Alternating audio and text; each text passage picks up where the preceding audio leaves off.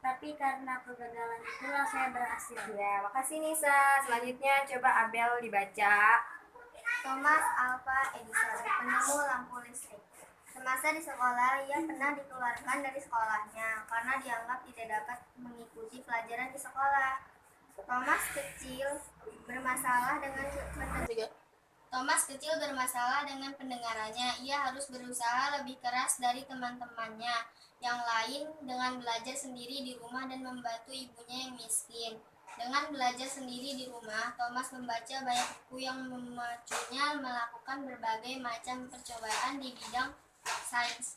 Beribu kali ia gagal, 2000 kali ia mencoba kembali. Ia tak pernah menyerah, kegigihannya berbuah manis sehingga kita dapat menikmati terangnya lampu pijar ciptaannya. Dapatkah kamu membayangkan jika ia menyerah? Thomas menceritakan rahasia keberhasilannya. Jika saya ditanya apakah yang dapat membuat seseorang berhasil dalam hidupnya, jawaban saya sama. Orang itu harus terus menambah kegagalannya. Jika kamu takut gagal, kamu tidak berani mencoba dan berusaha. Oke, makasih Abel, Nisa. Di halaman 38 di situ kan ada jawablah pertanyaan-pertanyaan berikut ini. Coba kalian jawab, Ibu kasih waktu 5 menit.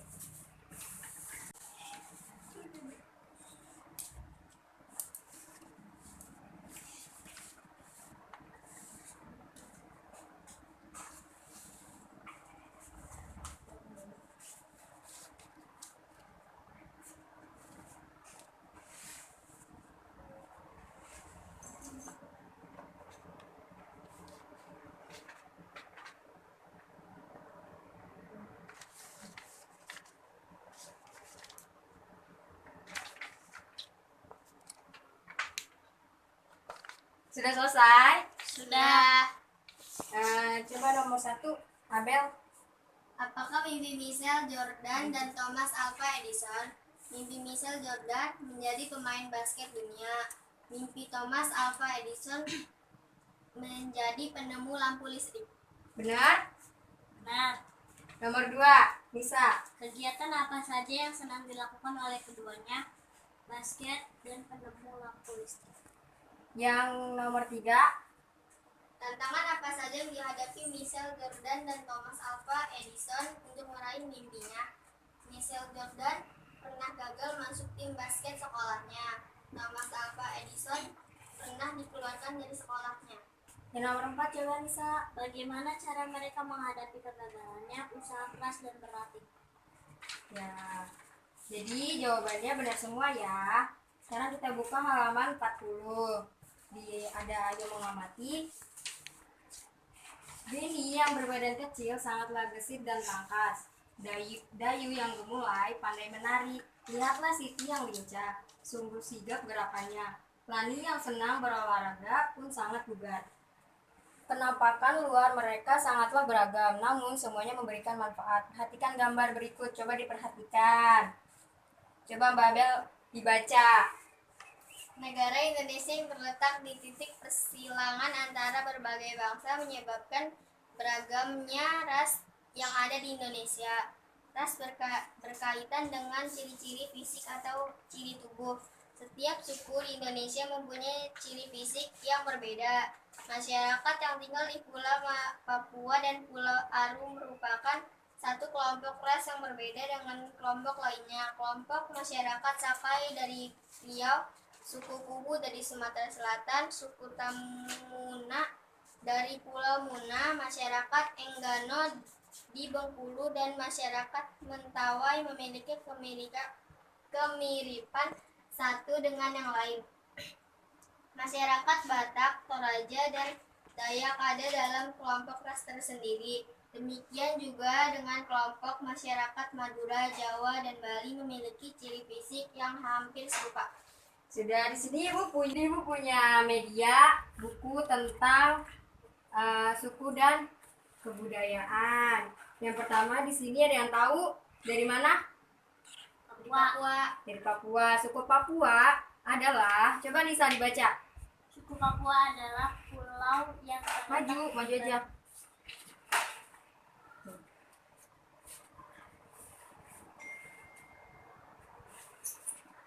Suku Papua adalah pulau yang terletak di bagian paling timur Indonesia. Sebelumnya Papua disebut Irian Barat atau Irian Jaya. Di sana tempat terdapat banyak suku Papua yang beragam.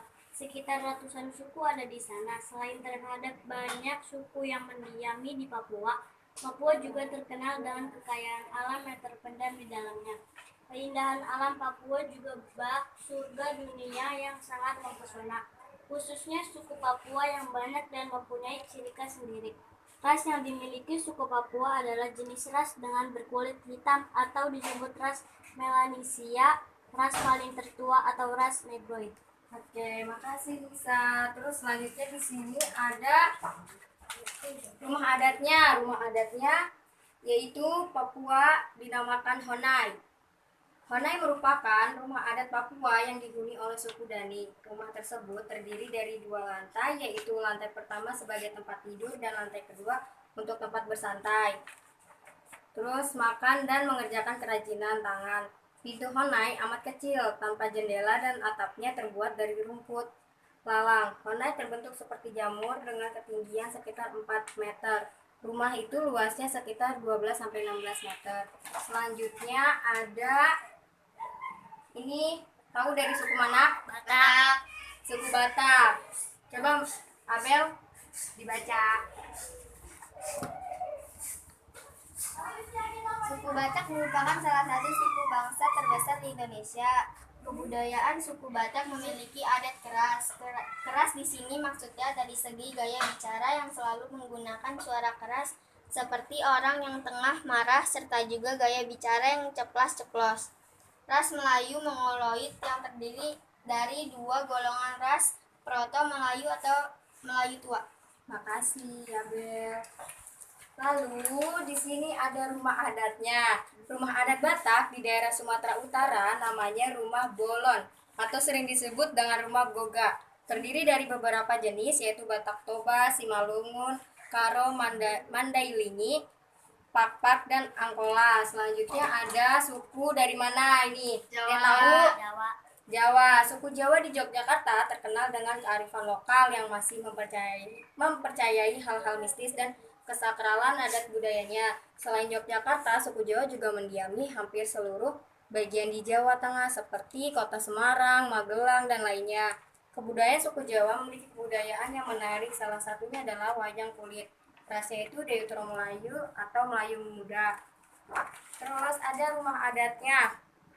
Rumah adatnya dinamakan Joglo, adalah rumah tradisional masyarakat Jawa atau daerah lain di Indonesia yang terdiri dari atas 4 tiang. Utama rumah tradisional Jawa terbagi menjadi 2 bagian, yaitu rumah induk dan rumah tambahan. Selanjutnya ada dari suku mana ini, ada yang tahu? Palembang. Suku Palembang adalah suku Melayu yang terletak di wilayah kota Palembang dan sekitarnya. Suku Palembang juga merupakan salah satu budaya masyarakat. Palembang dikenal sebagai kota multibudaya sebab banyak para pendatang yang memasuki wilayah ini, dan tak terlepas dari sejarah tua. Palembang itu sendiri satu kelompok etnis terdekat dari suku Komering. Ras Melayu orangnya memiliki rambut bergelombang. Ras ini ditemukan di Engano dan Mentawai serta Batak. Berdasarkan penyebaran ras tersebut, orang-orang Sumatera menunjukkan campuran dari ras Melayu dan Bedoid. Selanjutnya ini ada rumah adatnya dari rumah adat suku Palembang bernama Rumah Limas. Rumah ini berbentuk panggung karena sebagian daerah di Palembang adalah rawa-rawa dan sungai. Untuk menghindari air masuk ke dalam rumah, maka dibentuklah seperti panggung. Sudah habis. Coba kalian lihat di buku kalian di halaman. Nah, coba lihat tuh, ayo berdiskusi bersama dengan teman sekelompokmu. Diskusikan beberapa pertanyaan berikut. Coba Nisa sama Abel diskusikan. Nanti ibu tanyain jawabannya. Coba diskusikan bersama teman sekelompokmu beberapa pertanyaan berikut. Coba Nisa sama Abel diskusi ya, nanti ibu tanyain jawabannya. Ibu tunggu 5 menit.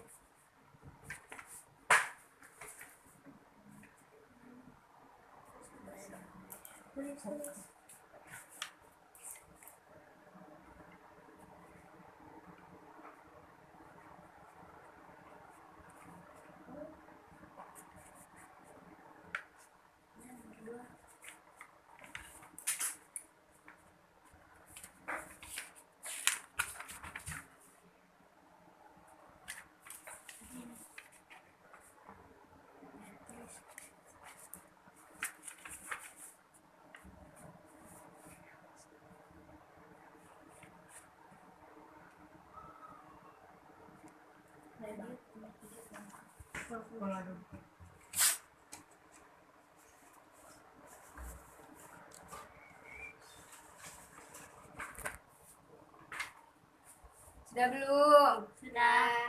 Sudah. Coba dijawab. Siapa yang mau jawab? Ya, coba Nisa. Bagaimana keragaman orang-orang yang ada di sekitarmu? Adakah ciri fisik berdasarkan suku asal yang membedakannya? Papua sedikit hitam, Sumatera mata kecil. Terus yang nomor 2. Apakah manfaat mengetahui keragaman ras dan ciri fisik suku-suku yang ada di Indonesia? Manfaatnya adalah jadi tahu berbagai keragaman orang-orang dan bisa saling menghargai. Yang nomor 3.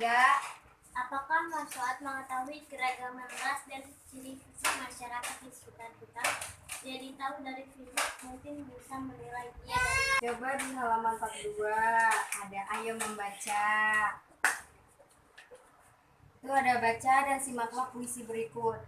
Coba Nisa dibaca puisinya. Tanah airku, tanah yang beragam. Kamu menyebut dirimu orang Toraja, dia menyebut Nah, di sini ada di halaman 42 ada yang membaca, baca dan simaklah puisi berikut. Coba Nisa dibaca puisinya. Maju ke depan. Tanah airku, tanah yang beragam. Karya Dita Lestari. Kamu menyebut dirimu orang Toraja, dia menyebut dirinya orang Papua. Aku menyebut diriku orang Madura, kami menyebut diri kami orang Indonesia. Kamu bersyukur dilahirkan di tanah para raja, dia berterima kasih bergelar mutiara hitam. Aku bangga disebut sebagai Punggawa. Kami bersujud dikenal sebagai Nusantara.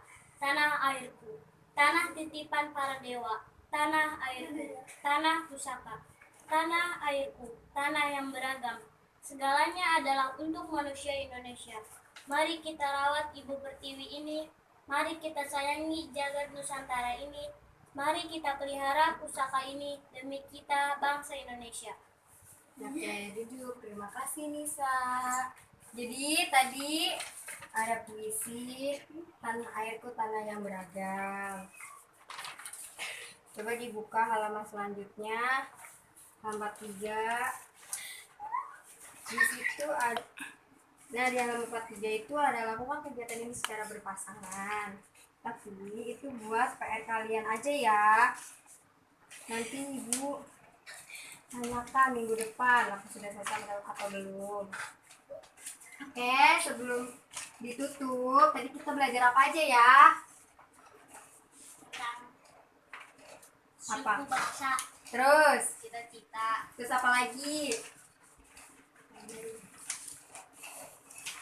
Kebudayaannya, terus rumah adatnya, sama tadi kita baca puisi ya.